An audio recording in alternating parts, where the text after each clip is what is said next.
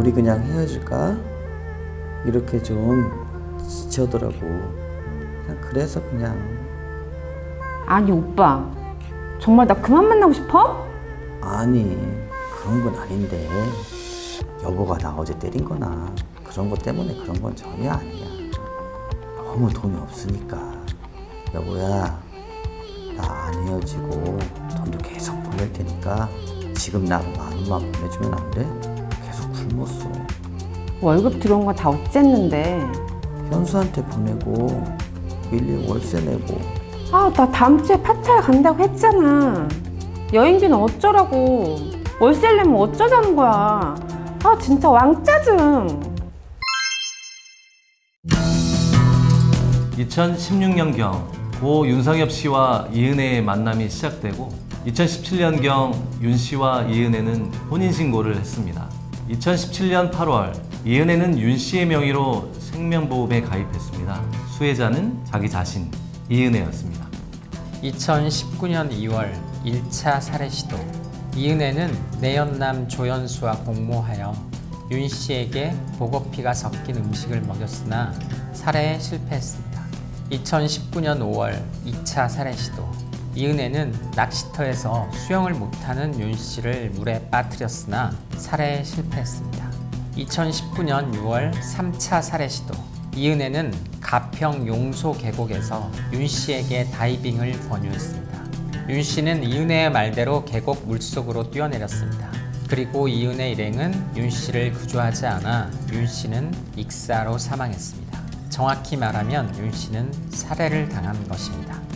2019년 10월 가평경찰서는 윤 씨의 죽음을 일반 변사 사건으로 내사 종결 처리하였습니다. 그러자 윤 씨의 유족은 일산 서부경찰서에 제보를 하고 이 사건에 대한 재수사가 시작되었습니다.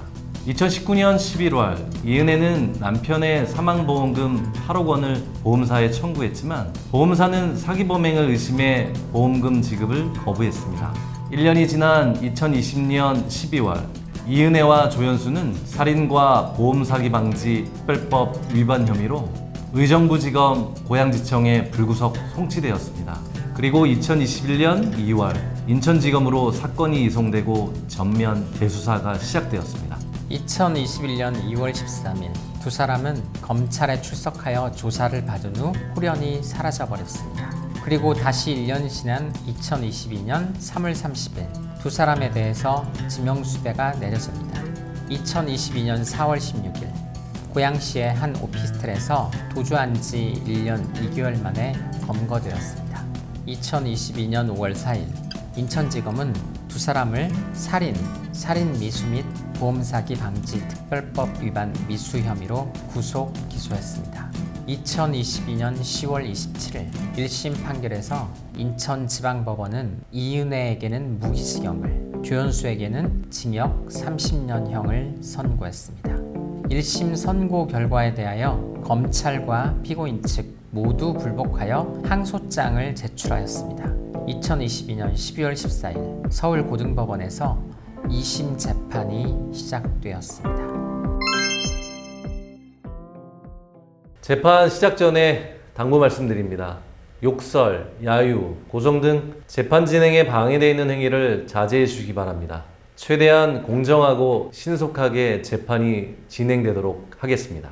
이 사건에 대해서 사실 오인, 법리 오해, 양형 부당을 이유로 항소합니다. 1심에서 피고인 범죄에 대해 전체적으로 유죄 취지 판결이 선고되었습니다. 2019년 6월 30일 당시 피해자가 피고인 이은혜의 말을 듣고 물에 뛰어들었고 피해자가 사망했습니다. 이 사건은 구해야 할 의무를 실행하지 않은 부작위에 의한 살인이 아닙니다. 적극적으로 의도하에 실행된 자규에 의한 살인죄라고 주장합니다. 이 부분의 원심 판단은 사실 오인과 법리의 오해라는 취지입니다. 또한 피고인 조연수의 경우 징역 30년을 선고한 원심의 양형이 너무 낮아 부당하다는 취지로 항소합니다. 1심 판결에서는 피해자가 자신의 생명에 위협을 가하는 이은혜의 요구까지 거부하지 못할 정도로 심리적 통제 상태에 있다고 단정하기는 어렵다고 봤는데 검사님께서는 피해자가 명백하게 이은혜의 심리적 통제하에 있었고 그래서 사망에 이르렀다고 판단해서 항소하는 게 맞죠? 피고인 이은혜는 결혼 생활 당시 조연수와 같이 동거하면서 남편인 피해자의 돈을 온갖 수단을 다 동원해 빼돌렸습니다. 그 액수가 수억 원에 이르고 이로 인해 연봉 6,500만 원인 피해자는 채무가 1억 3천여만 원으로 불어나서 개인회생 대상이 되었습니다.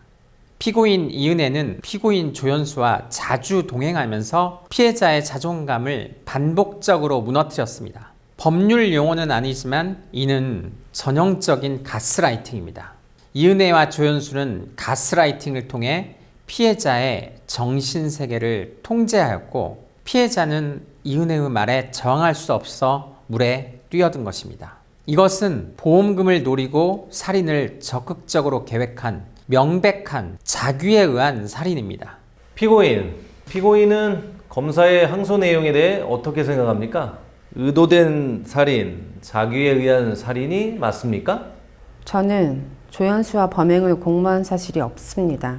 그리고 계곡에서 남편이 물에 빠졌을 때 저희들은 남편을 살리려고 노력했고요. 그런데 왜 제가 벌을 받아야 하죠? 살인 미수, 살인, 보험 사기 미수 전부 항소하고 양형부당도 기재했네요. 그러니까 남편을 구하려고 노력도 했다. 그래서 자기는커녕 부작위에 의한 살인도 아니다. 이런 얘기군요. 피고인이 남편의 생명보험을 가입시켰죠? 네, 남편이 몸이 약해서. 혹시 그 생명보험 만료일이 언제인 줄 아셨나요? 아니요, 몰랐습니다. 사망한 그 시각이 생명보험 만료 4시간 전이었네요. 알고 계셨죠? 아까 말씀드렸죠. 절대 몰랐습니다.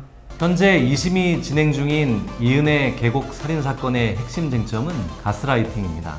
이은혜가 남편을 살해한 것은 단순히 물에 빠진 사람을 구해야 할 의무를 저버린 부작위에 의한 살인일까요? 아니면 가스라이팅을 통해 정신을 통제한 뒤 물에 들어가라고 명령하여 죽음에 이르게 한 자기에 의한 살인일까요? 이은혜 사건처럼 죽음에까지 이르게 할 수 있는 무서운 가스라이팅에 대해 다뤄보고자 합니다. Fade to grey.